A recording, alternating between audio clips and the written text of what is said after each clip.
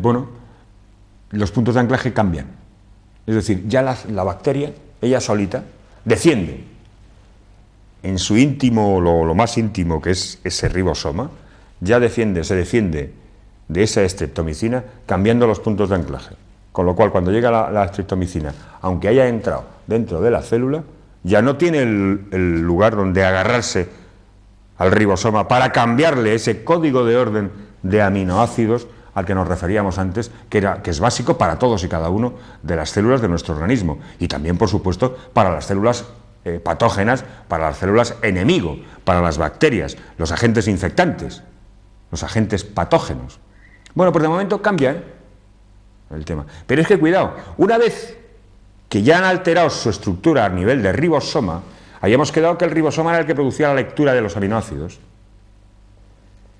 La bacteria es lo suficientemente inteligente, eso de inteligente, cuidado, entre comillas, me refiero a la forma de defensa de la bacteria, como que es capaz de producir, de sintetizar, de generar una proteína que se llama aberrante, de manera que la streptomicina no sea capaz de fijarse. Y ya no solo que no sea capaz de fijarse, sino de que altera su función y reduce su acción. Es una de las posibilidades en cuanto a, bueno, pues la de inducir resistencias a la streptomicina por parte de la bacteria, por parte del bicho, del agente enemigo al que quiere atacar. Otra de las posibilidades es que la misma bacteria desarrolle un sistema a nivel de membrana, porque el tráfico de la streptomicina al interior de la célula es a través de la membrana, por unos tubos, unos canales, bueno, no son exactamente como los bombas sodio-potasio que hablábamos, pero con un transporte con costo energético. Como es con costo energético, la bacteria dice que ahorra, ha decidido ahorrar, y ahorra a todos los niveles. Pero claro, a uno de los niveles a los que ahorra es ahorrar a nivel de que no le entre la streptomicina. Digamos que es como aquello que hacían los betalactámicos, bueno, induce un bloqueo. Disminuye el número de poros por los cuales puede entrar la streptomicina.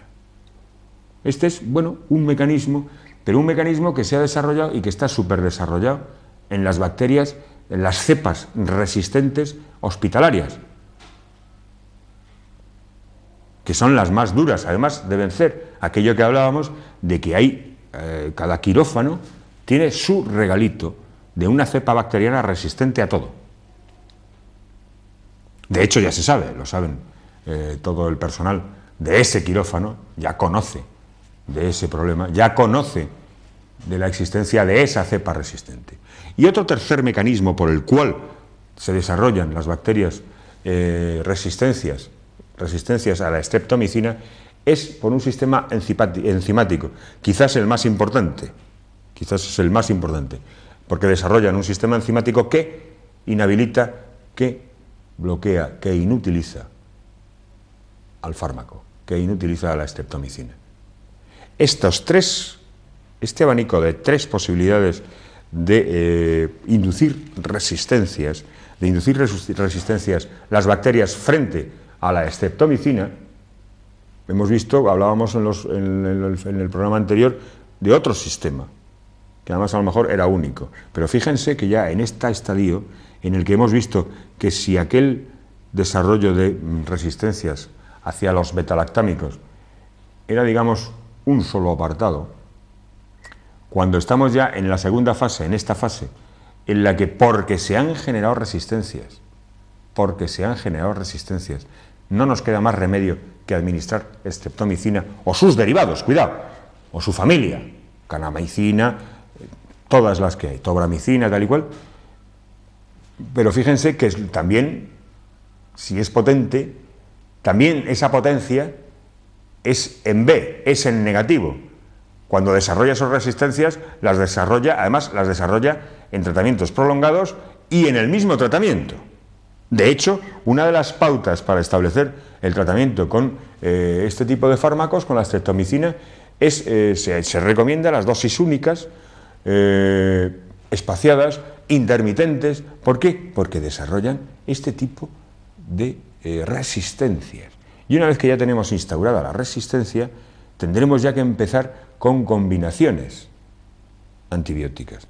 Y ya cuando empezamos con combinaciones antibióticas, vamos a pasar a la siguiente historia, que son las reacciones adversas y las interacciones. Puesto que si estamos viendo que cada antibiótico en sí mismo y aisladamente tiene sus reacciones adversas, tiene sus mecanismos para producir resistencias, si los juntamos, estamos haciendo lo que se llama en farmacología la sinergia, estamos potenciando su acción. En primer lugar, por supuesto, la estamos tratando de potenciar para resolver el problema infeccioso que nos ocupa, para resolver el problema infeccioso que tenemos. Pero también sabemos que vamos a tener una contrapartida en el plano de efectos secundarios, de reacciones indeseables, que también van parejas con la potencia de trabajo. De hecho, cuando se valora la posibilidad de instaurar un tratamiento con este tipo de fármacos, hay que valorar, digamos, el mal menor.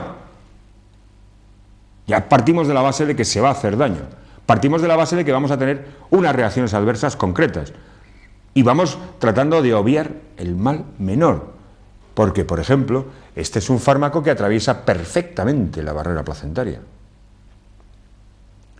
Y es un fármaco que aun cuando en los libros de texto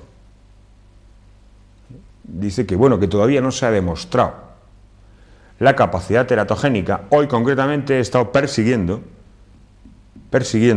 en internet, ahora que está tan de moda, este fármaco, buscando precisamente para garantizar, para ver la posibilidad de la teratogenidad, que es la posibilidad de hacer malformaciones neoplásicas o no neoplásicas, malformaciones en el feto, es decir, que nos salga un monstruo, que nos nazca un monstruo. Y sí, porque claro, desde que el libro de textos este es el que hoy tenemos, pero bueno, da igual. Pero los estudios en internet, cuando te metes en una universidad o te metes en una biblioteca, pues es lo último que se ha hecho en ese momento. Y sí, he visto una serie de casos en los que sí se dan. ¿Cuándo se receta en una embarazada? Por supuesto, pues en una embarazada, cuando se receta este tipo de fármaco, porque ya les digo que este fármaco no se absorbe por vía oral, se absorbe muy poco por vía oral, debido al pH ácido, porque este es un fármaco muy básico, al pH ácido del estómago no se absorbe prácticamente, es despreciable cómo se absorbe por vía digestiva. Entonces, básicamente, ¿cómo se administra? Por vía intramuscular, o por vía intravenosa, o por vía tópica. Entonces, ¿qué ocurre? Bueno, al colocarlo por vía intramuscular, alcanza su máximo nivel de acción a los 60 minutos, pero los efectos y las reacciones adversas sí se van a ir acumulando, se van a ir viendo, y de hecho se pueden ver a los 2 días. A los 2 días. De hecho, en el tratamiento se monitoriza, se sigue al paciente. Entonces, cuando a una embarazada no queda más remedio, porque a lo mejor esa señora ha estado abusando de, pues eso, de fármacos, de antibióticos, bueno, que en principio parecen, porque claro, es que esto de lo de los antibióticos, claro, cuando no sale a la palestra, caray, es que no sale a la palestra. Es que cuando usted ingresa en un hospital por un problema serio de verdad en el que hay que colocarle antibiótico, el médico que debe tratarla empieza a tratar de abordar el problema, bueno, pues con las cosas normales. Pero muchas veces, y desgraciadamente cada día más, se están encontrando con problemas de resistencias en los que se le va acotando al médico todo el campo de acción a nivel de terapia antiinfecciosa.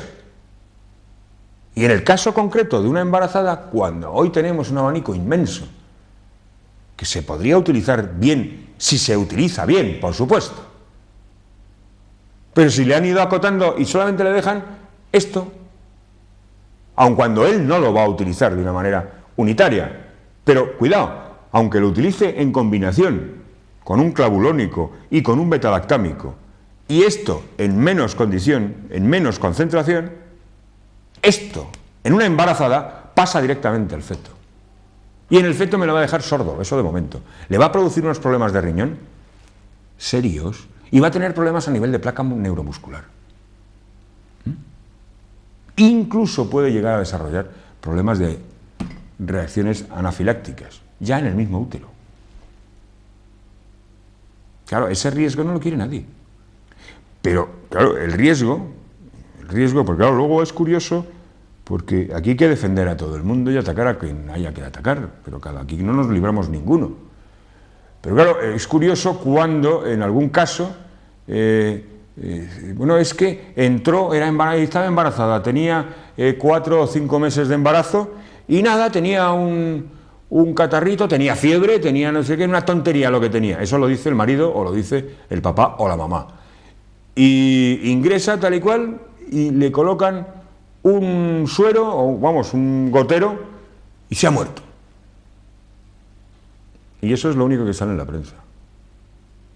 Si luego cogemos la historia clínica, no, hablas con el tío y dice, mira chico, esta mujer no tenía, vamos, no había forma de atacar esto por ningún lado. Y tuvimos que escoger el mal menor. Y el mal menor siempre tiene un riesgo, ¿eh? Y cuando jugamos con estas cosas, concretamente en el caso de las embarazadas, y no es que quiera hacer catastrofismo, pero es que es así, pues sí, puede ocurrir eso. O a lo mejor no pasa nada, y el niño me nace sordo, o el niño me nace con un problema renal crónico ya, de por vida. El niño tendré que abonarlo a lo mejor a una diálisis ya de por vida. ¿Saben cómo funciona una diálisis? Pues no sé, un enfermo en diálisis tiene la vida absolutamente esclavizada. Lunes, miércoles y viernes tiene que ir a diálisis, depende del horario que le pongan, tiene que estar ahí 2 horas. Sí. Ese es un regalo que a lo mejor le ha hecho su madre. Su madre se lo ha hecho a lo mejor, cuando se abonó a fármacos antibióticos a lo bobo. Le gritaba a lo mejor al médico porque no le recetaba más antibióticos. A la hora de jugar con los antibióticos, que en principio parece que son fabulosos, parece que además no hacen daño, que lo más que puede pasar no hacen nada, pues miren lo que puede hacer. Porque ahora vamos a pasar a la siguiente fase. Hemos visto el problema de cómo se generan las resistencias. Ahí ustedes, si ustedes generan resistencias con este antibiótico, porque luego los otros antibióticos que hay que utilizar son de toma pan y moja. Pero es que luego ahora vamos a ver con las reacciones adversas. Con las reacciones adversas de este fármaco tenemos un problema de oído, ototoxicidad se llama, sordera, pero sordera que se manifiesta en breve. Y aun cuando aquí dice que, bueno, solo hasta un 5% de los pacientes, hay pacientes en un porcentaje mucho mayor, por eso es importante lo de estar en la trinchera, que hablan de mareos, vértigos, porque claro, actúa, tiene destrucción a nivel de cóclea, a nivel del nervio y a nivel vestibular, del vestíbulo. ¿Por qué? Porque este fármaco se acumula en perilinfa. La linfa es lo que está en los conductos semilinares y se acumula y tiene una vida media en linfa mucho más larga que la que puede tener en el plasma. Y deteriora, evidentemente, a nivel de oído. Deteriora a nivel de oído. Bien, pero además, cuidado, la acción a nivel de oído es acumulativa. Dice, lo que parece estar en relación con la imposibilidad de regeneración de las células cocleares previamente destruidas. Luego hay una cosa que quiero leer, porque ahora voy a un poco y rápidamente. Dice, el mecanismo por el que se produce no se conoce con exactitud, aunque se ha sugerido que puede estar en relación con la ototoxicidad y la unión de aminofosfácidos, tal. Bien. Luego hemos de ver que tiene un efecto nefrotóxico, porque actúa directamente a nivel de glomérulo y a nivel del túbulo distal, puesto que este fármaco se elimina por riñón.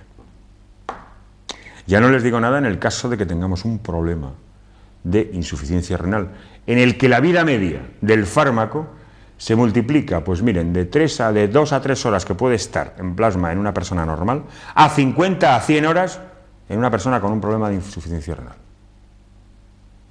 50 a 100 horas he dicho bien, ¿eh? He dicho bien.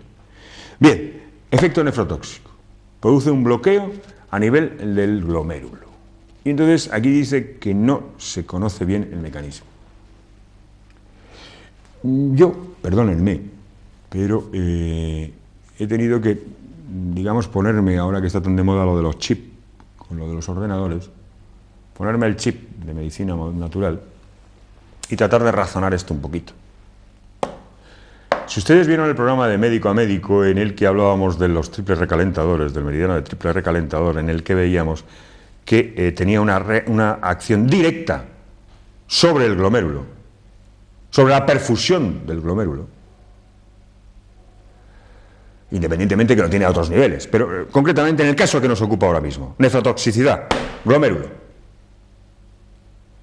Y curiosamente, de aquellos 3 puntos que les explicaron en meridianos y puntos que están aquí, uno de ellos es el del triple recalentador, otro es de la vesícula biliar y otro es del intestino delgado. Estamos hablando de ototoxicidad, estamos hablando de problemas de oído, estamos hablando de que este fármaco se elimina básicamente por riñón, estamos hablando de que este fármaco destruye a nivel del túbulo proximal y del glomérulo directamente. Estamos hablando de que es acumulativo el deterioro. Para mí, dentro de la medicina natural, la explicación es correcta. No me voy a entrar, porque no es el objeto del programa, en meterme en ese campo. Pero, hombre, si ustedes van siguiendo los distintos programas, van viendo que el doctor José Antonio hace su faceta, el jefe cumple con sus programas y todo va interrelacionado. Entonces, a la hora de dar explicaciones, a lo mejor aquí sí podríamos darlas.